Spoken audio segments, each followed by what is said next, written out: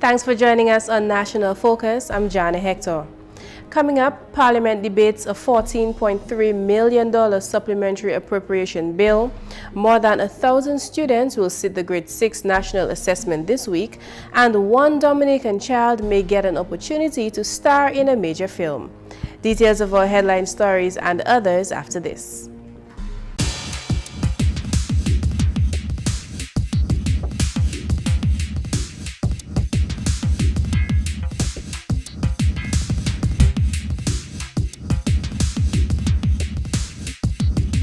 You're watching GIS.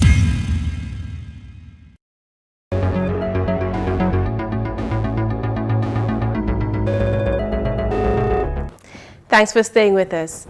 The House of Assembly spent today, Wednesday, May 27th, debating a $14.3 million supplementary appropriation bill.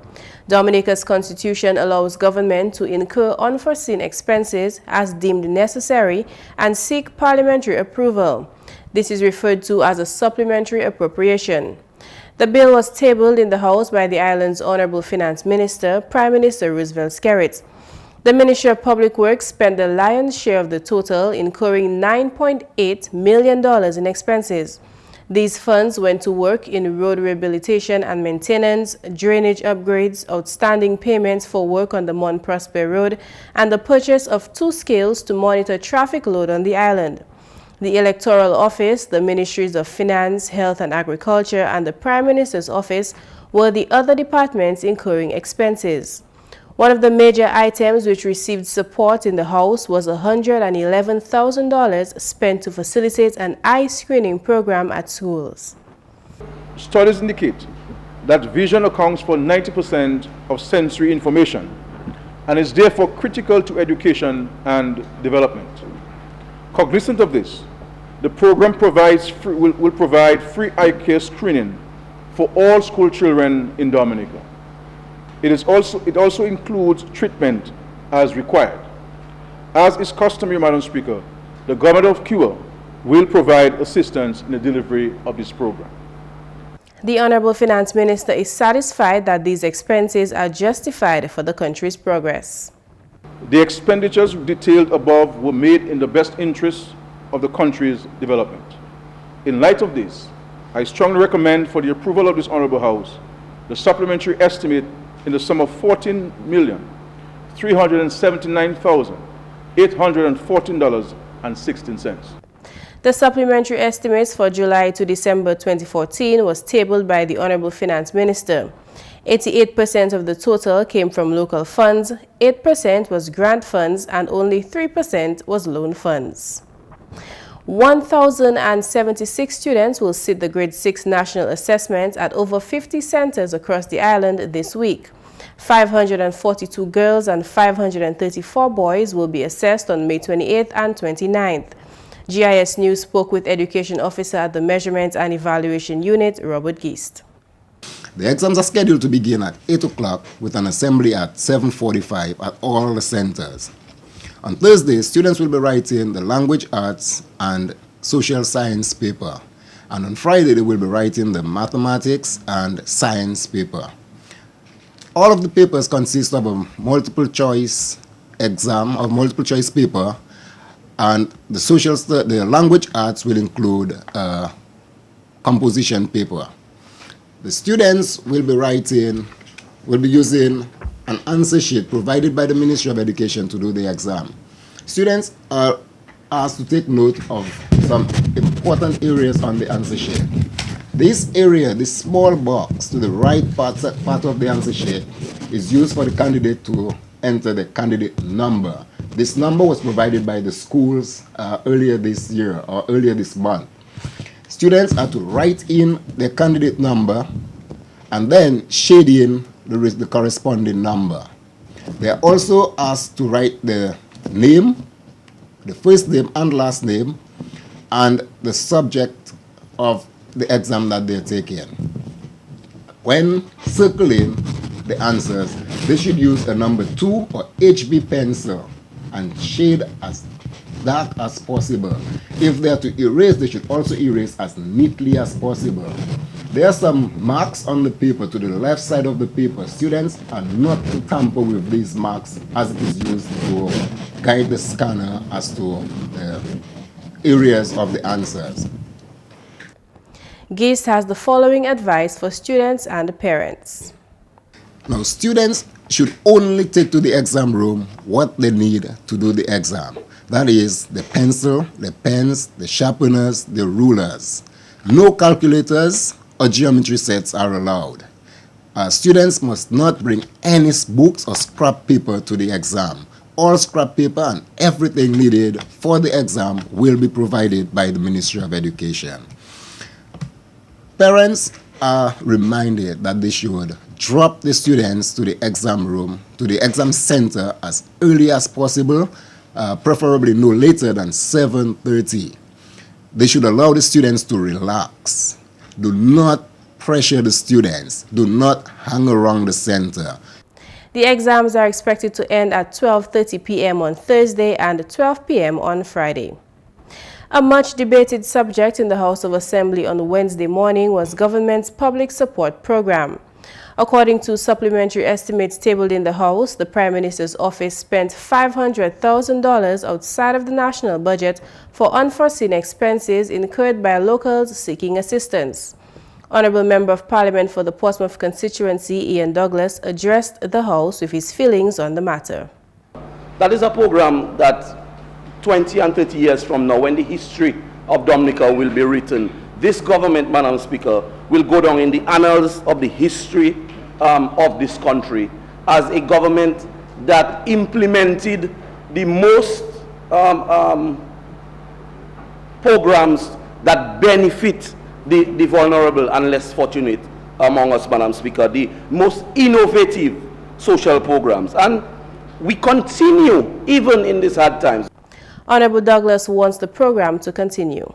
I commend the government for sustaining the public support program, more popularly known as the Red Clinic, because we as parliamentarians and we as parliamentary representatives, Madam Speaker, are inundated with a number of urgent requests that are a matter of life and death, Mr. Speaker.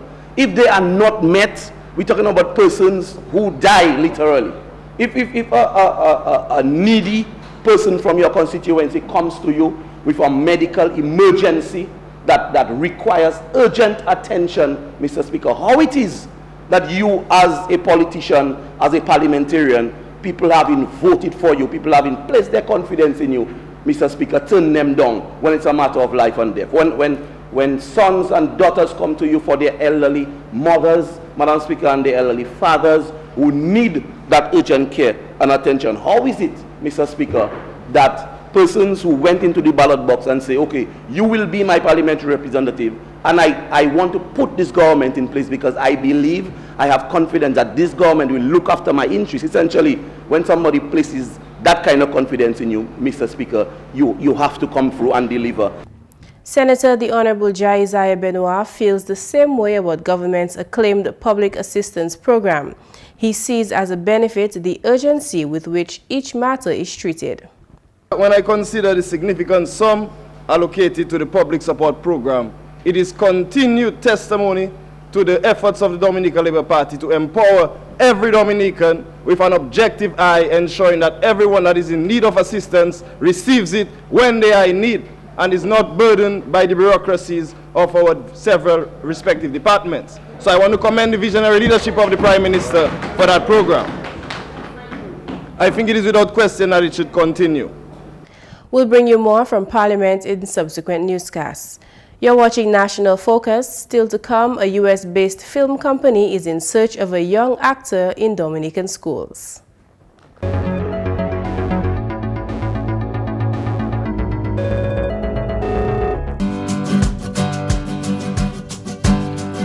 Did you know the Caribbean Court of Justice is two courts in one?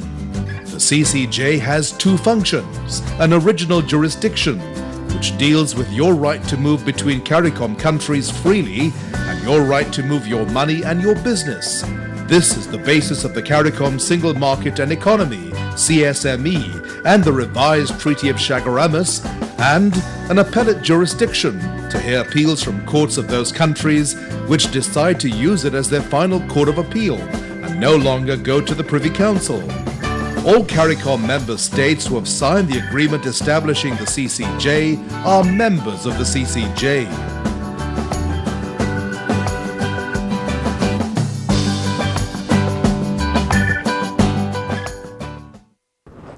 Welcome back. A young Dominican child may get an opportunity to star in a major film directed by award-winning director and writer Ben Zeitlin. The film, entitled Old and Young, will be shot in Louisiana, Antigua, and Montserrat. A large-scale casting operation will be undertaken in Antigua, Carriacou, St. Vincent, Bequia, and Dominica. Ambassador-at-Large for Film Development of Antigua and Barbuda, Bert Kirchner, has been visiting primary schools on the island in search of the next TV star.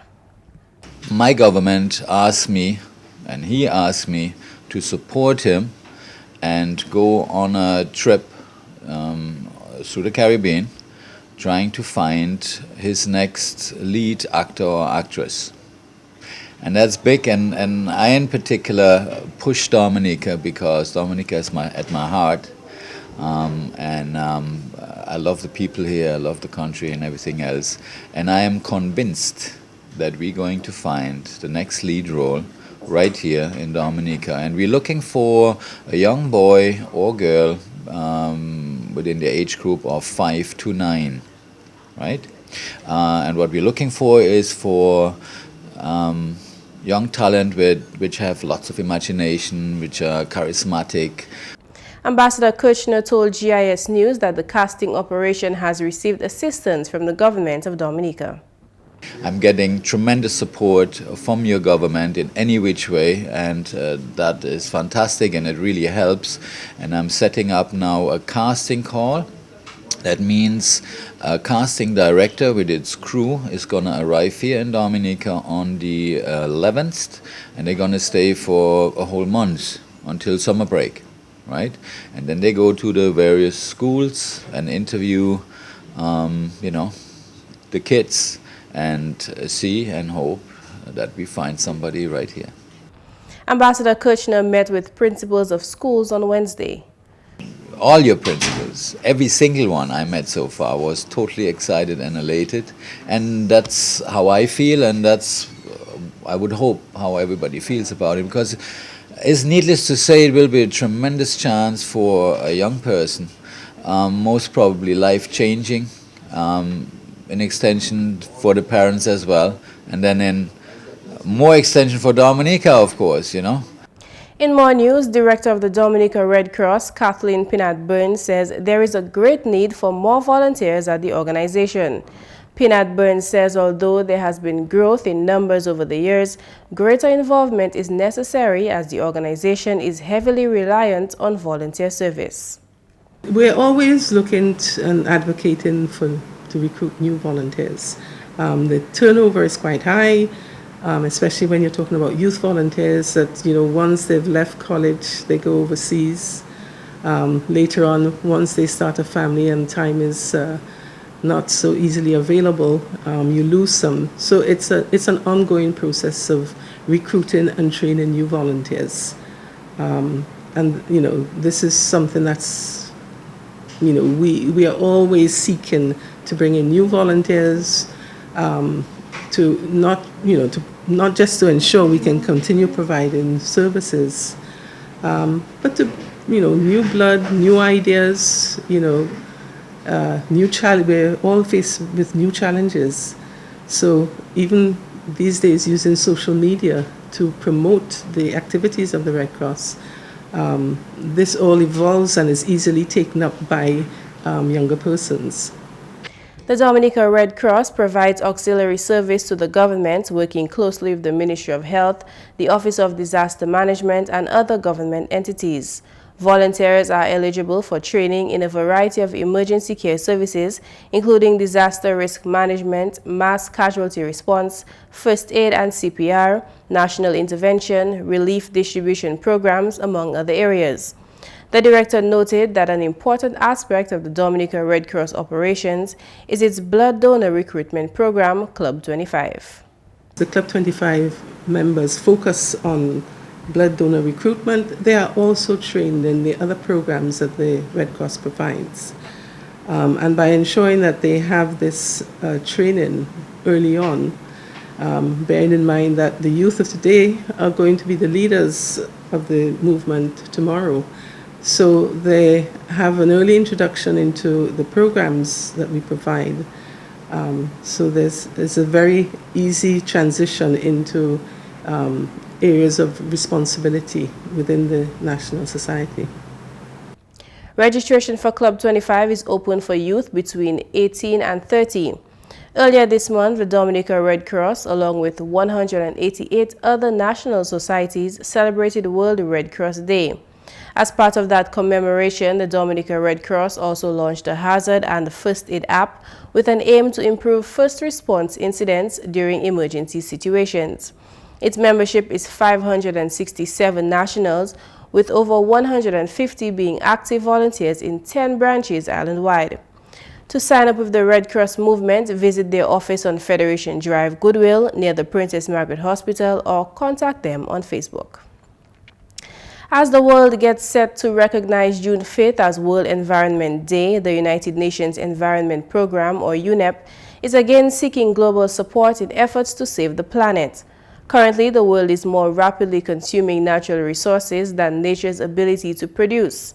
According to UNEP, if the current situation does not change, then the resources of 3 additional planets will be needed to sustain humanity, as by 2050, the world's population is estimated to reach 9.6 billion.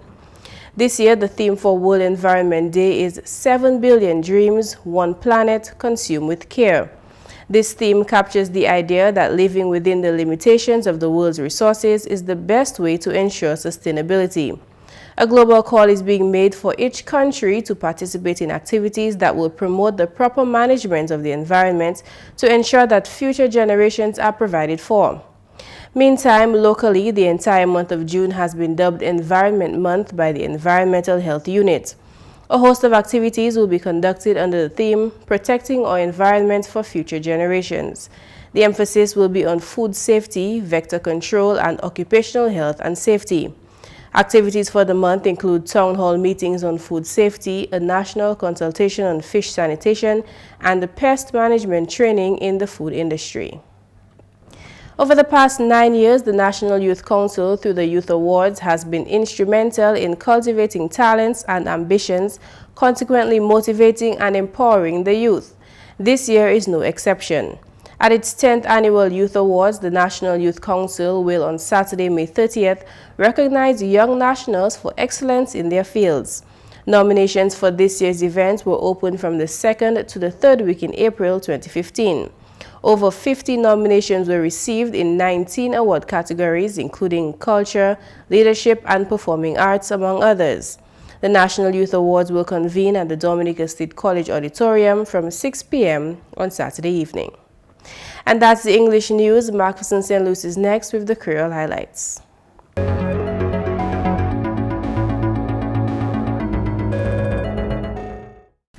Alors tout le monde, bienvenue à cette nouvelle en créole. Non, moi, c'est McPherson St. Luce. Premièrement, Premier ministre Honorable Roosevelt Skerritt mène bill supplementary estimates en Parlement pour le premier cas l'année 2014-2015 à valeur plus que $14 millions pendant la session qui est ouverte mercredi. Débat pour ces estimates là commencé où la plusieurs membres fait contribution. Premier ministre Honorable Roosevelt Skerritt expliqué manière l'argent là à dépenser.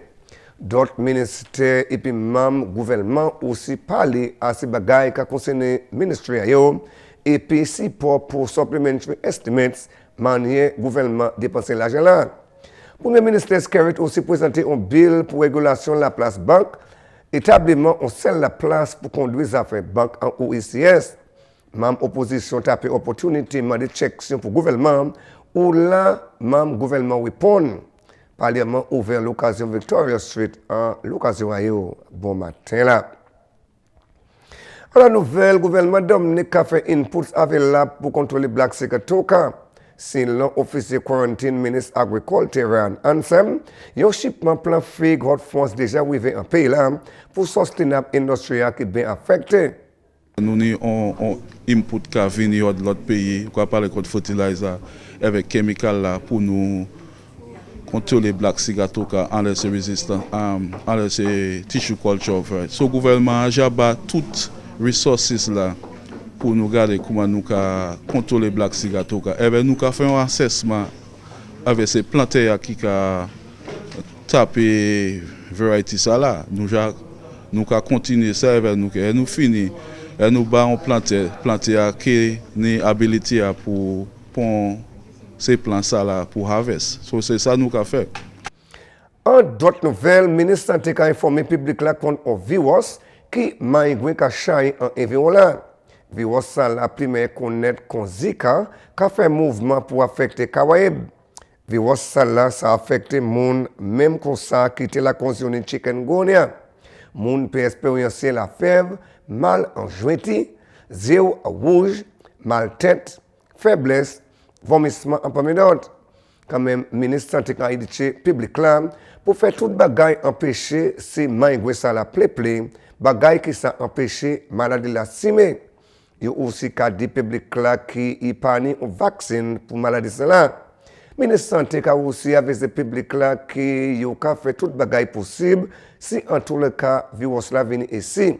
Il y a aussi spray plaisir l'occasion tout pays là. Et puis finalement, le département qui a une responsabilité pour empêcher la drogue, qui travaille et puis l'école, pour sensibiliser les étudiants danger de drogue. Parole ça sur le chef département là, Jacinta Barnes. Nous avons fait un workshop en l'école là, nous avons fait parole en l'école là, nous avons fait parole à la radio. So, là, nous avons fait parole là, comment on dit, behavior change que j'ai qui a point de temps. But nous ne pouvons pas faire ça. Nous avons build awareness, nous avons fait mon ça qui est dangereux, pour faire plus de temps. Il bonne c'est pour faire, mais il a pas l'argent pour faire ça. Nous avons fait secondary school survey, mais nous pas ça même faire un household survey qui a point tout le monde. So c'est pas ça qui a autant l'argent. Si on pas ça faire, so nous avons fait les nous ni l'argent nous avons fait. Si nous pas ni l'argent nous pas ça faire. Et puis si on est pour monde, c'est l'école là, ce village là pour taper information. So nous avons fait ça nous paye. Messieurs, mesdames, ça c'est tout pour nouvelles en créole pour à présent. Non moins c'est McPherson c'est Luce. Au revoir. Coming up next, what to teach your children about strangers. Get in and fasten your seatbelt, okay? Mom, why do I have to wear seatbelts? I do not want to. James, when I ask you to fasten your seatbelt, please do as I say. It's for your own safety and protection, okay? Yeah.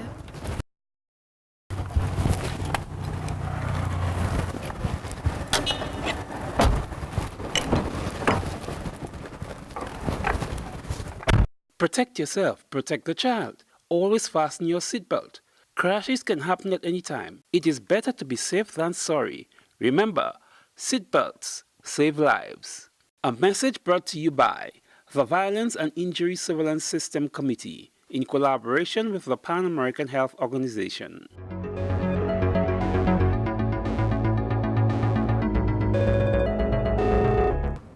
Children see strangers every day in their neighborhoods.